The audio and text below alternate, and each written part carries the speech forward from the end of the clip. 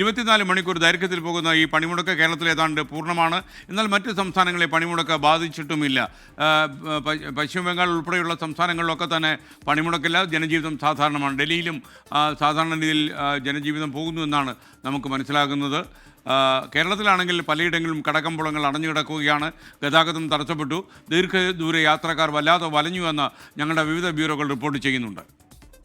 നമ്മൾക്ക് യാത്രക്കാരെങ്ങനെ ബുദ്ധിമുട്ടിക്കരുത്, ഒരു വാഹനത്തിനും ബുദ്ധിമുട്ടിക്കരുത് സമരക്കാർ. എങ്ങനെ പോകുന്ന ഞാൻ ആലോചിക്കുന്നത്. ബസ് ഉണ്ടെങ്കിൽ അങ്ങനെ കയറി പോകാറുണ്ട്. ബസ് ഇങ്ങനെ സമരത്തിൽ കിടക്കുന്നൊന്നും അറിഞ്ഞില്ല, അറിഞ്ഞെങ്കിൽ ഒട്ട് വരത്തില്ലായിരുന്നു. പലയിടങ്ങളിലും KSRTC ബസ്സുകൾ തടഞ്ഞു. കാട്ടാക്കടയിൽ കണ്ടക്ടറെ സമരാനുകൂലികൾ മർദ്ദിച്ചതായി മനീഷ് മഹിവാൽ റിപ്പോർട്ട് ചെയ്യുന്നു. നെയ്യാറ്റിൻകര ഡിപ്പോയിലെ കണ്ടക്ടർ ഷിബുവിനാണ് മർദ്ദനമേറ്റത്. വാഹനത്തിലുണ്ടായിരുന്ന യാത്രക്കാരെയും അനുകൂലികൾ ഇറക്കിവിട്ടു. കൊല്ലത്ത് KSRTC ജീവനക്കാരന് മർദ്ദനമേറ്റു എന്ന വാർത്തയുണ്ട്.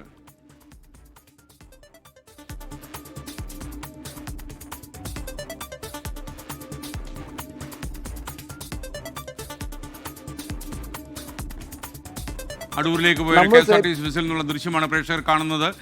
തൻ്റെ ശരീരം സംരക്ഷിക്കാനായി ഹെൽമെറ്റ് ഇട്ടാണ് ഡ്രൈവർ വണ്ടി ഓടിക്കുന്നത്. അദ്ദേഹത്തിൻ്റെ ഒരു പ്രതികരണം ലഭിച്ചു. അദ്ദേഹത്തിൻ്റെ ശരീരത്തെക്കുറിച്ച് നല്ല ബോധമുണ്ടെന്നാണ് അദ്ദേഹം പറയുന്നത്. സ്വന്തം ശരീരമാണല്ലോ. നമ്മൾ സേഫ്റ്റിയാണല്ലോ നമ്മുടെ ആവശ്യം. ഇപ്പം എന്തുകൊണ്ടെങ്കിലും നമ്മുടെ അവയവങ്ങളില്ലാതെ നമുക്ക് ഒരു പടി നമുക്ക് മുന്നോട്ട് യാത്ര ചെയ്യാനൊക്കത്തില്ല. അത് എന്തും ആയിക്കോട്ടെ, ഏതും ആയിക്കോട്ടെ, ഏത് ജോലിയും ആയിക്കോട്ടെ. ഇപ്പോൾ ഇന്ന് നമ്മുടെ പല സുഹൃത്തുക്കളും പറഞ്ഞു ഹെൽമെറ്റ് എടുത്ത് വണ്ടി വെച്ചോളം പറഞ്ഞു. അപ്പോൾ ഞാൻ വണ്ടി ഹെൽമെറ്റ് എടുത്ത് വെച്ചു. ആനന്ദപ്പള്ളി കഴിഞ്ഞപ്പോൾ എനിക്ക് തോന്നി ഹെൽമെറ്റ് എടുത്ത് വെക്കുന്നത്. കാരണം അടൂരോട്ടല്ല വരുന്നത്. നമ്മൾ സേഫ്റ്റി.